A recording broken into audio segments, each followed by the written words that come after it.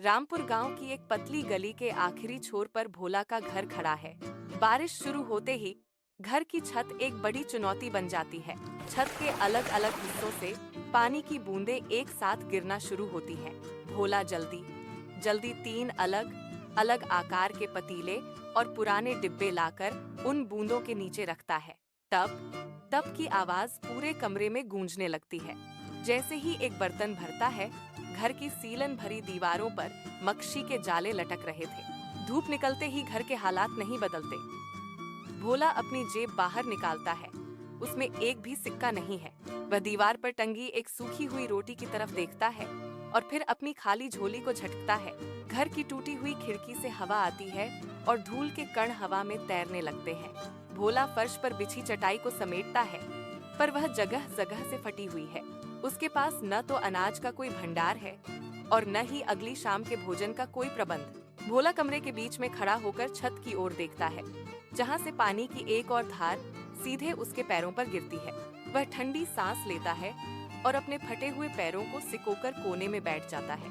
भोला घर की दहलीज लांघकर बाहर निकलता है। वह अपनी खाली जेबों को उल्टा करता है, फिर कंधे उचकाते हुए धूल जाता है। वह तेजी से गांव के मुख्य चौराहे की ओर बढ़ता है, जहां बरगद के पेड़ के नीचे कुछ लोग सुस्ता रहे हैं। भोला सीधे बीच में जाकर खड़ा हो जाता है।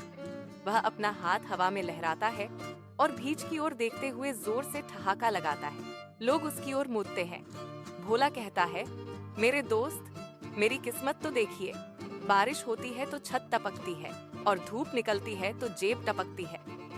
वह अपनी जेब झाड़ कर दिखाता है। भी में से 2-3 लोग हंसने लगते हैं। भोला एक और चुटकुला सुनाता है। कल मैंने भगवान से पूछा कि मुझे इतना अमीर क्यों नहीं बनाया। भगवान ने कहा कि मुझे हंसते हुए देखना उन्हें पसंद है, इसलिए उन्होंने मेरी गरीबी का तमाशा बना दिया। वह अपने हाथों को फैलाकर गोल घूमता है।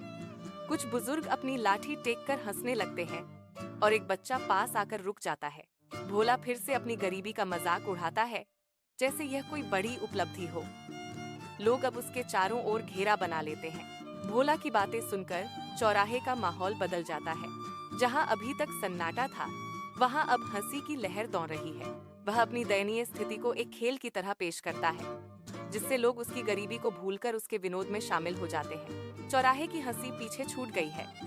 भोला अब गांव की सीमा लांघकर घने जंगल की ओर बढ़ रहा है। उसके कंधे पर एक पुरानी कुल्हासी है। जंगल के भीतर कदम रखते ही शोर कम हो जाता है। सिर्फ सूखी पत्तियों के कुचलने की आवाज आती है। भोला एक सूखे पेड़ के पास रुकता है। वह कुल्हासी उठाता है और तने पर प्रहार करता है। लकसी के टुकड़े हवा में बिखरते हैं। वह झुककर लकड़ियां उठाता, सूरज की किरणें पत्तों से छनकर धारियां बनाती।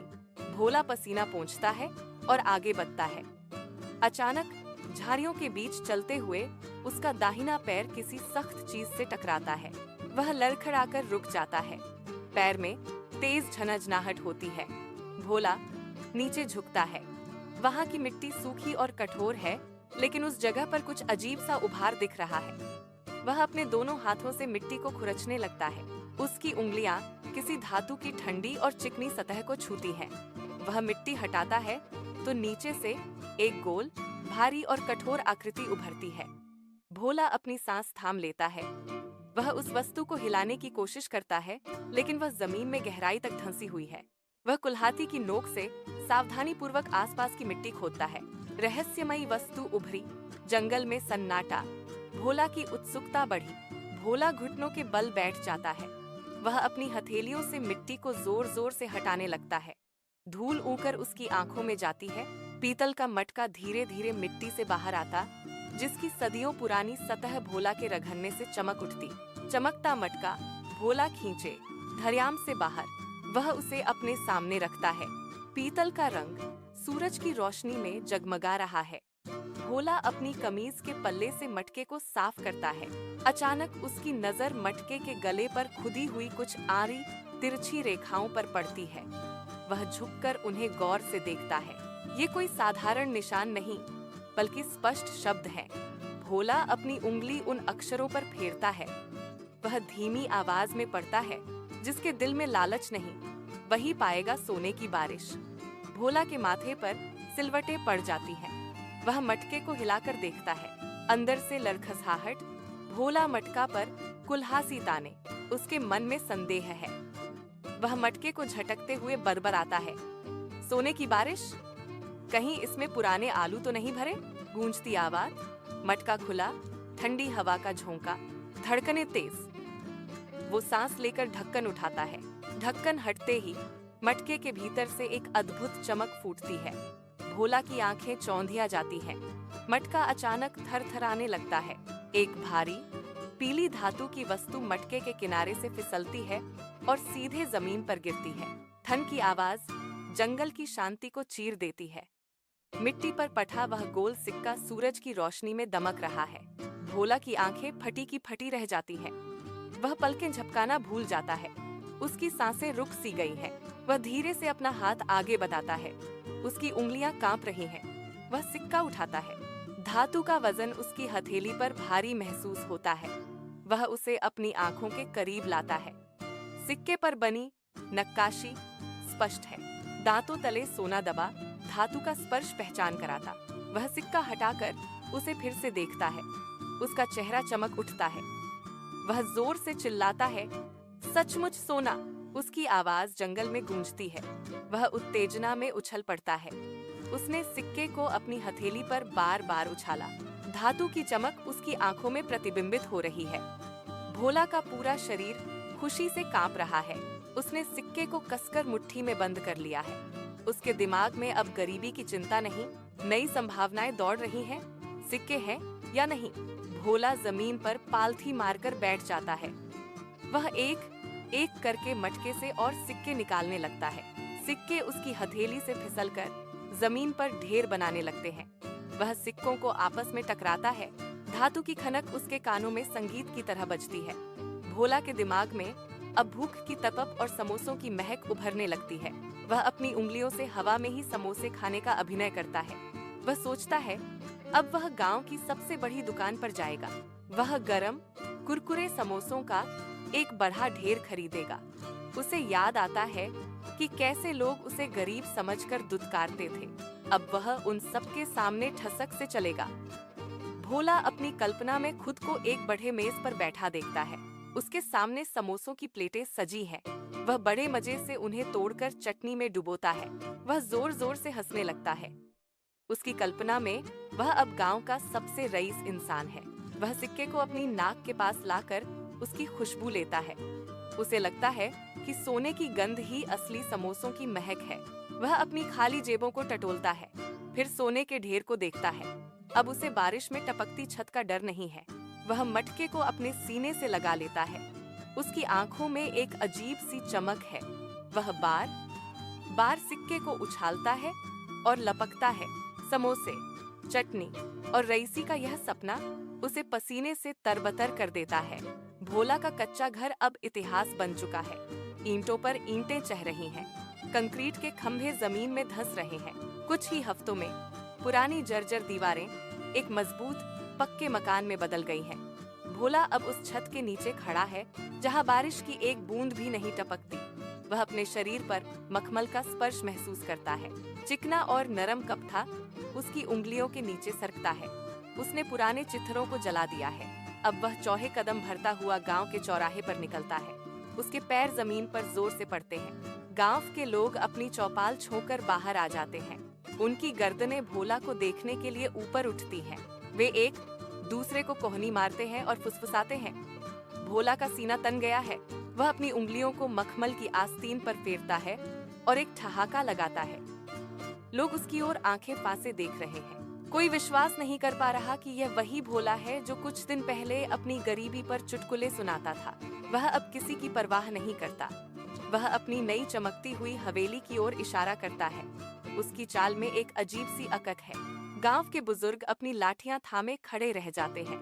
भोला के चेहरे पर संतोष की एक लहर दौड़ती है। उसने मटके के सोने से किस्मत बदली, जेबों में सिक्के खनके। हर कोई स्तब्ध है और भोला अपनी नई दुनिया में खोया हुआ है।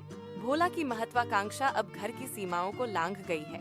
उसने अपनी भैंस के लिए एक अलग कमरा बनवाया है। वह कमरे के फर्श पर नरम घास की परतें बिछवाता है। वह दीवार पर एक बड़ी खिड़की खुदवाता है ताकि भैंस बाहर का नजारा देख सके। वह कमरे के कोने में एक बहा सा घड़ा रखता है जिसमें भैंस के लिए ताजा पानी भरा रहता है। भोला भैंस को कमरे में ले गया, पीठ सहलाई। भैंस अपनी जगह पर खड़ी होकर इधर उधर देखती है। भोला कमरे की दीवारों पर हाथ मारता है और संतुष्टि से सिर हिलाता है। वह भैंस के गले में बंधी रस्सी को ढीला छोड़ देता है। अब उसकी भैंस किसी साधारण पशु की तरह नहीं, बल्कि किसी वीआईपी की तरह कमरे में टहलती है। गांव के लोग खिड़की के बाहर से झांकते हैं। वे देखते हैं कि भैंस के कमरे में रोशनी के लिए खास इंतजाम किए गए हैं। कोई अपनी आंखें मलकर दोबारा देखता है, कोई भैंस के कमरे की सफाई देखकर अपना सिर पकड़ लेता है। भोला अपनी भैंस के पास खड़ा होकर गर्व से मुस्कुराता है। वह भैंस को पुचकारता है और उसे एक विशेष प्रकार का चारा खिलाता है। उसने कमरे के दरवाजे पर एक छोटा सा तख्ता लगवाया है। एक सिपी से उस पर उसने एक बड़ा सा निशान बनाया है। वह अपनी भैंस को कमरे में बंद कर बाहर से कुंडी लगाता है। वह बाहर आकर अपने हाथों को झटकता है और अपनी नई कामयाबी का लुत्फ उठाता है। भोला नए ठाट से गांव के चौराहे पर इतराता है।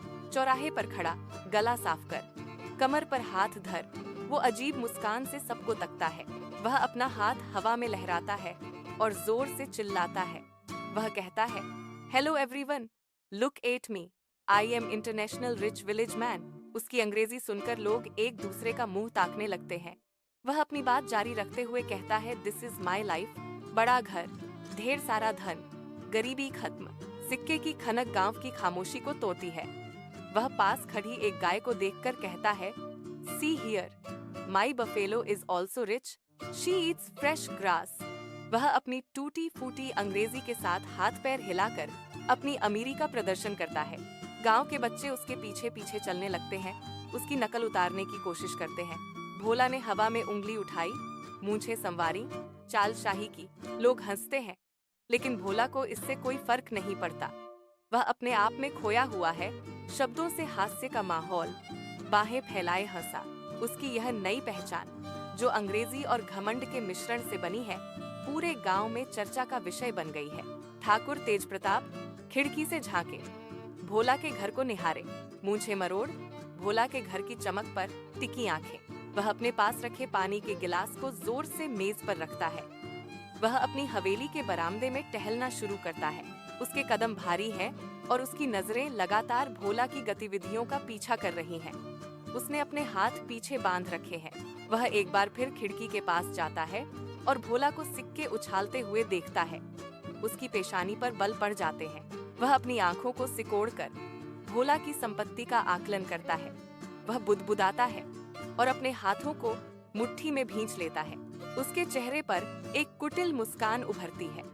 वह अपने नौकर कालू को आवाज देने के लिए अपना हाथ उठाता है, लेकिन फिर रुक जाता है। वह दोबारा भोला की ओर देखता है और उसके होंठों के कोने नीचे की ओर झुक जाते हैं। उसके मन में लालच की आग सुलग रही है।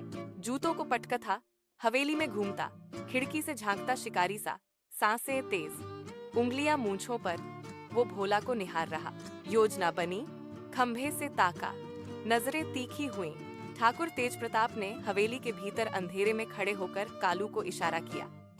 कालू दबे पांव उसके पास पहुंचा। ठाकुर ने अपनी उंगली से भोला के घर की ओर संकेत किया। उसने कालू के कान में फुसफुसाते हुए कहा, जाओ देखो, वह आदमी अपनी संपत्ति कहाँ से लाता है, हर हरकत पर नजर रखना। कालू ने सिर हिलाया और अंधेरी गलियों की ओर मुड़ गया। रात का सन्नाटा गहरा था। कालू ने अपने शरीर को दीवार की ओट में छिपा लिया। वह भोला के घर की ओर धीरे धीरे कदम बढ़ाता रहा। सांसें थमी, पेड़ ओट, भोला घर से रोशनी। कालू ने अपनी आंखों को सिकोड़ा। उसने पास की झाड़ियों में छिपकर घर के मुख्य द्वार का मुआयना किया। हवा में एक अजीब सी खामोशी थी। कालू ने एक पत्थर पर पैर रखा तो हल्की सी आवाज हुई। वह तुरंत जम गया, अपनी सांसें थाम लीं और चारों ओर देखने लगा। कोई हलचल नहीं हुई। उसने फिर से आगे बढ़ना शुरू किया। घर की खिड़की के पास एक परछाई हिलती हुई दिखाई दी। कालू ने अपना सिर थोड़ा और आगे बढ़ाया। उसका दिल तेजी से धड़क रहा था। वह घर के पास था। खिड़की से धातु की खनक आई। कालू ने दीवार पर हाथ टिकाकर भोला के कमरे में झांका। अंधेरा और गहरा होता गया और कालू की नजरें घर के भीतर की हलचल पर टिक गईं। कालू ने खिड़की की दरार से अंदर झांका। भोला कमरे के बीचों बीच बैठा था। उसके सामने फर्श पर वह मटका रखा था। भोला ने अपना हाथ मटके के भीतर डाला। जैसे ही उसने हाथ बाहर निकाला, उसकी हथेलियों में एक सोने का सिक्का चमक उठा। कालू की आंखें फैल गईं। उसने अपना हाथ अपने मुंह पर रख लिया ताकि उसकी सांसों की आवाज बाहर न आए। भोला ने उछाला सिक्का, देखा करीब से, फिर थैली में डाला। कालू का शरीर तनाव से अकड़ गया। उसने देखा कि भोला ने मटके को वापस एक फटे हुए बोरे के नीचे छिपा दिया। रहस्य खुला। कालू हटा, भोला लेटा। कालू दौड़ा, पैर धंसे, झाड़ियां चीरता हवेली की ओर। उसका सीना तेजी से ऊपर नीचे हो रहा था। वह हवेली के मुख्य द्वार पर पहुंचा और हांफते हुए अंदर दाखिल हुआ। वह सीधे ठाकुर के निजी कक्ष की ओर भागा। उसने दरवाजा खटखटाया और अंदर घुस गया। ठाकुर अपनी कुर्सी पर बैठा था। कालू ने लड़खड़ाती आवाज में कहा, मालिक, भोला के पास एक जादुई मटका है। वह उसमें हाथ डालता है और सोना बाहर आता है। ठाकुर अपनी कुर्सी से उछल पड़ा। उसकी आंखों में चमक आ गई। उसने मेज पर अपना हाथ जोर से मारा और कालू की ओर झुकते हुए पूछा, क्या सच में? कालू ने हाँ में सिर हिलाया। ठाकुर के चेहरे पर एक कुटिल मुस्कान फैल गई और वह हवेली से बाहर की ओर बढ़ा। हवेली से बाहर निकलते ही ठाकुर की चाल तेज हो गई। उसने अपने पैरों को जमीन पर जोर से जमाया। रात की हवा में उसकी सांसें भारी थीं। वह सीधे भोला के घर की ओर लपका। गांव की गलियां सूनी थीं, केवल कुत्तों के भौंकने की आवाजें दूर तक गूंज रही थीं। ठाकुर ने भोला के घर के पास पहुंचकर अपने कदम रो दिए। उसने दरवाजे के कुंडे को हाथ लगाया। लकड़ी की चिनचिन की आवाज हुई। वह रुक गया। एक पल के लिए कानों को सचेत किया। अंदर से कोई हलचल नहीं आई। उसने धीरे से कुंडा ऊपर किया और दरवाजा खोल दिया। घर के भीतर एक अजीब सी घुटन थी। ठाकुर दबे पांव अंदर घुसा। उसकी नजरें कोने में रखे उस फटे बोरे पर टिक गईं। वह झुककर आगे बढ़ा। उसने अपने घुटनों को फर्श पर टिकाया और बोरे को एक झटके में हटा दिया। वहां वह मटका रखा था। ठाकुर के हाथ कांपने लगे। उसने मटके को अपने दोनों हाथों से जकड़ा। मटका ठंडा था। उसने उसे अपनी छाती से सटा लिया। अचानक घर के भीतर किसी के करवट लेने की आवाज हुई। ठाकुर का दिल जोर से धड़का। उसने बिना पीछे देखे मटके को मजबूती से पकड़ा और घर से बाहर दौड़ लगा दी। उसके पैर मिट्टी पर तेजी से पड़ रहे थे। वह झाड़ियों को पार करता हुआ अपनी हवेली की ओर भागा। उसने एक बार भी पीछे मुड़कर नहीं देखा। वह सिर्फ मटके की भार और उसकी रहस्यमयी शक्ति को महसूस कर रहा था। हवेली का दरवाजा सामने था। उसने अंदर प्रवेश किया और भारी लकड़ी के दरवाजे को जोर से बंद कर दिया। अब वह सुरक्षित था। हवेली के भीतर सन्नाटा था। ठाकुर तेज प्रताप ने मटके को मेज के बीचों बीच जोर से पटक दिया। लकड़ी की मेज पर मटका टकराते ही एक मंद गूंज पैदा हुई। ठाकुर के माथे पर पसीने की बूंदें चमक रही थीं। उसने अपने दोनों हाथ मटके के चारों ओर फैला दिए। उसकी उंगलियां मटके की ठंडी धातु को सहलाने लगी। उसने झुककर मटके के भीतर झांका। वहां अंधेरा था। ठाकुर की सांसें तेज हो गईं। उसने अपने होंठ दांतों से दबा लिए और अपनी आंखें मटके की गहराई में गड़ा दी। वह बुदबुदाया, अब मेरी किस्मत पलटेगी। उसने अपने दाहिने हाथ को हवा में ऊपर उठाया और मटके को आदेश दिया, मुझे ढेर सारा सोना चाहिए। अभी के अभी उसकी आवाज में एक अजीब सी तड़प और अधिकार था। वह मटके के चारों ओर चक्कर लगाने लगा। उसने अपनी हथेली को मटके के किनारे पर जोर से रगड़ा। उसकी आंखों में एक उन्मादी चमक थी। वह बार बार अपनी मुट्ठियां भींच रहा था और खोल रहा था। उसने एक बार फिर चिल्लाकर कहा, सोना, मुझे सोना चाहिए। सांसें मटके से टकराईं। वह सफलता की कल्पना में खोया। उसके पैर जमीन पर थिरकने लगे। उसने मेज को अपने हाथों से जकड़ लिया और मटके को एकटक घूरने लगा। हवेली की मोमबत्तियां उसकी उत्तेजना के साथ फड़फड़ाने लगी। उसने मटके को हिलाया और फिर से दहाड़ा, जल्दी, मुझे सोने का ढेर चाहिए। उसकी लालच अब अपने चरम पर थी और वह बस उस जादुई परिणाम का इंतजार कर रहा था। मटके के भीतर से एक गहरी गड़गड़ाहट सुनाई दी। धातु की सतह पहले कांपी, फिर तेजी से थरथराने लगी। ठाकुर ने पीछे हटने की कोशिश की, लेकिन उसके पैर वहीं जम गए। मटका मेज पर नाचने लगा। अचानक एक तेज खनखनाहट के साथ मटके के भीतर से सोने के कुछ सिक्के बाहर छिटके। ठाकुर की आंखें चमक उठीं।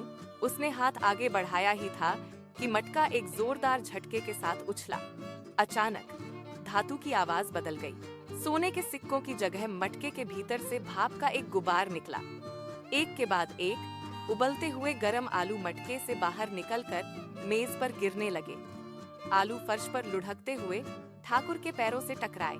ठाकुर ने अपना पैर पीछे खींचा और चीखते हुए उछल पड़ा। उसकी उंगलियां गरम आलू के संपर्क में आते ही जल गईं। उसने अपने दोनों हाथों को हवा में झटकना शुरू किया।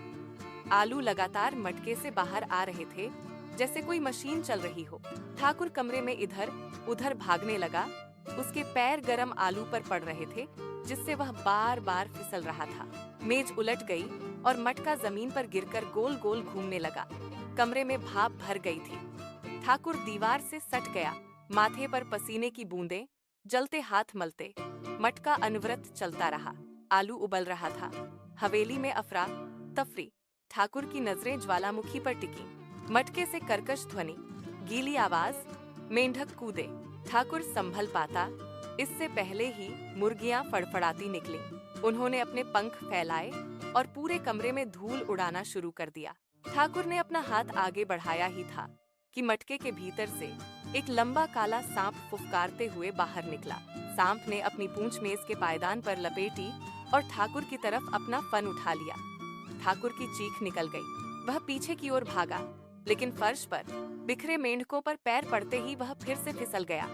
वह जमीन पर औंधे मुंह गिरा। चारों तरफ मुर्गियों की ची ची और सांप की फुफकार गूंज रही थी। ठाकुर ने घिसटते हुए खुद को दीवार से सटा लिया। मटका अब जमीन पर लुढ़कते हुए कमरे के बीचों बीच आ गया था। सांप ने मेज के नीचे से रेंगते हुए ठाकुर के जूतों को छुआ। ठाकुर ने अपने पैर हवा में उठा लिए और घबराकर चिल्लाने लगा। हवेली के नौकर बाहर खड़े होकर अंदर का मंजर देख रहे थे। कोई अंदर न आया। मेंढक चढ़े, मुर्गियां झूमे।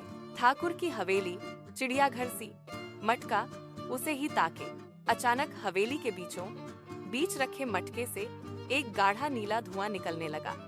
धुएं ने पूरे कमरे को अपनी आगोश में ले लिया। मेंढकों की टर्राहट और मुर्गियों का शोर जैसे एक पल के लिए थम गया। धुआं तेजी से ऊपर उठा और छत से टकराकर फैलने लगा। उसी धुएं के बीच से एक विशालकाय आकृति उभरने लगी। धीरे धीरे एक बूढ़ा जिन्न साक्षात खड़ा हो गया। लंबी मूंछें, अंगारी आंखें, हाथ लहराया। धुआं सिमटा। हवेली में सन्नाटा पसर गया। जिन्न ने अपनी गूंजती हुई भारी आवाज में दहाड़ मारी कि हवेली की खिड़कियां कांप उठीं। उसने अपनी उंगली ठाकुर की ओर उठाई। जिन्न बोला, यह मटका केवल धातु का पात्र नहीं, बल्कि मनुष्य के हृदय की परीक्षा है। जो संतोषी है उसे स्वर्ण की वर्षा मिलती है। जो लोभी है उसे केवल दंड ही नसीब होता है। ठाकुर की सांसें थम गईं। जिन्न की आवाज में एक कठोर न्याय का भाव था।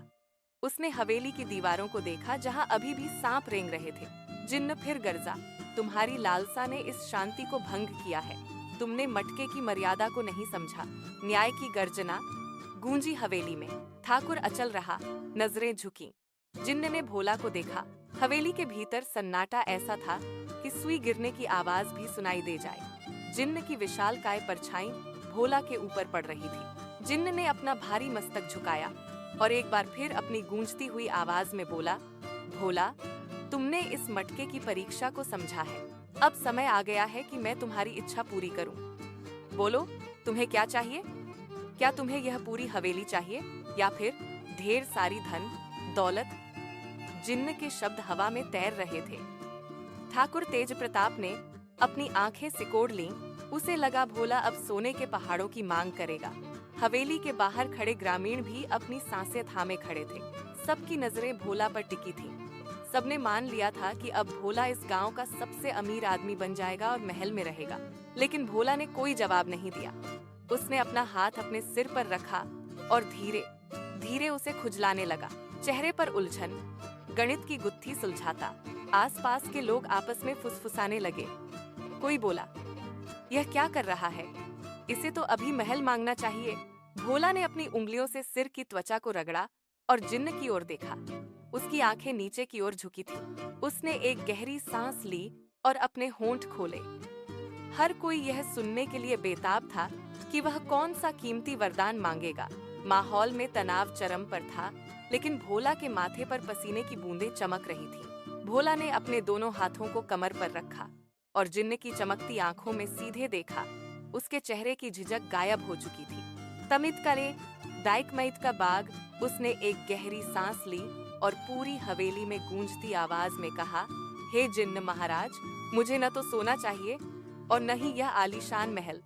मुझे बस एक ऐसी शांति चाहिए जो आज तक नसीब नहीं हुई। जिन्न ने अपनी भौहें सिकोड़ी और उत्सुकता से पूछा, तो बताओ, तुम्हारी वो कौन सी इच्छा है जो तुम्हें चैन नहीं लेने देती? भोला ने अपनी उंगली हवा में घुमाई और बोला, मेरी एक ही प्रार्थना है। मेरी पत्नी जब भी मुझे घर पर देखती है तो वह बेलन उठाकर मेरे पीछे दौड़ती है। मैं चाहता हूँ कि वह बेलन लेकर मेरे पीछे भागना बंद कर दे। बस मुझे यही वरदान चाहिए। हवेली में सन्नाटा इतना गहरा हो गया कि ठाकुर तेज प्रताप की धड़कनें भी सुनी जा सकती थी। जिन्न का चेहरा एक पल के लिए पत्थर जैसा स्थिर हो गया। उसने भोला को ऐसे देखा मानो वह कोई पहेली सुलझा रहा हो। ग्रामीण अवाक, जादुई मटके से बस यही मांगा। सबकी उम्मीदें जो महल और सोने के सिक्कों पर टिकी थीं, एक झटके में चकनाचूर हो गईं। जिन्न मुस्कुराया, हाथ उठाकर बोला, जैसी तेरी इच्छा। जिन्न के शब्द हवा में गूंज ही रहे थे कि हवेली के मुख्य द्वार पर हलचल हुई। एक तीखी आवाज पूरे प्रांगण में गूंजी, भोला, आज फिर दोस्तों के साथ मटर गश्ती करके आए हो? हवेली के कोने से भोला की पत्नी हाथ में बेलन लिए तेजी से दौड़ती हुई आई। उसकी आंखों में गुस्सा था और कदम बिजली की तरह तेज थे। भोला की आंखें फटी की फटी रह गईं। उसने जिन्न की ओर देखा, लेकिन जिन्न तो धुएं में गायब हो चुका था। पत्नी ने बेलन को हवा में घुमाया और भोला के पीछे लपकी। भोला ने तुरंत अपनी एड़ी उठाई और हवेली के आंगन से बाहर की ओर दौड़ लगा दी। उसके पैर जमीन पर पड़ते ही धूल उड़ रही थी। पत्नी बेलन लहराती, हवेली में ठहाके गूंजे। भोला की जान बचाने की छटपटाहट और पत्नी का वह आक्रामक अंदाज, सब कुछ एक तमाशे जैसा लग रहा था। भोला गांव की कच्ची सड़कों पर सरपट भाग रहा था। उसके पीछे बेलन लिए उसकी पत्नी की आवाज गूंज रही थी। पूरे गांव के लोग अपने घरों से बाहर निकल आए और इस नजारे को देखकर हंसी से लौटपोट हो गए। भोला की वह अमीरी और जादुई मटका सब पीछे छूट गया था। भागते हुए भोला ने एक बार पीछे मुड़कर देखा। पत्नी अभी भी बेलन लहराते हुए पास ही थी। पूरा रामपुर गांव हंसी की लहरों में डूबा हुआ था। यह कहानी एक सुखद और हास्य से भरे अंत के साथ समाप्त हुई, जहां सोना तो नहीं, लेकिन भोला की भागदौड़ ने सभी का दिल जीत लिया।